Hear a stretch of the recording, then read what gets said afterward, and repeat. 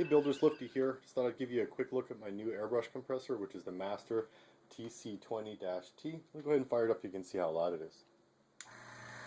So it's pretty quiet. It's a little bit louder because it's sitting on my wooden desk right now on the floor. It's considerably more quiet. I'm pretty happy with it. It's got a handle, it's got a moisture trap, a regulator, and a regulator gauge. I'll give you a quick look at those real quick. Currently got it set to about 20 or 25 psi.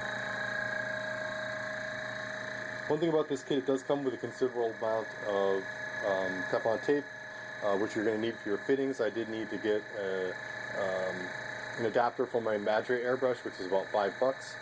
And once I had all my fittings taped and lined up properly, I went ahead and tested that with some soapy bubbles. I applied some soapy bubbles with a paintbrush to each of the fitting areas, as well as anywhere where there was a connection between the tank and the compressor, as well as the gaskets here on the compressor. One important thing to note here is this particular gasket on the rear or front of the compressor is made out of cardboard, which seems a little bit weird to me.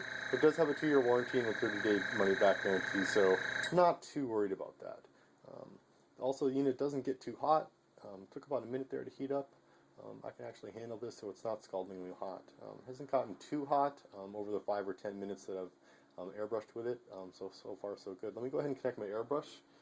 You can see how much air it provides. It doesn't provide, there's no pulsation with the air, and it does provide a constant supply of air. I can go ahead and depress the trigger on my airbrush for about a constant 20 or 30 seconds before the compressor kicks back in. That's important to note because I am coming from a situation using propellant, and that's just a giant change. The propellant was difficult and expensive. The cost of this unit was about the same as 6 cans of propellant. So that's a big change for me. One other thing I'd like to notice is that some people have mentioned that this thing dances around. I haven't seen this thing dance around at all. You can see it hasn't moved at all. It does shake a little bit because of the piston inside here, but I haven't seen it dance. Maybe if it was on a little carpet on a wood floor or something, it might move around, or if it was directly on a wood floor. But it is pretty heavy for how small the unit is, which is, I think, a plus because it keeps it in place.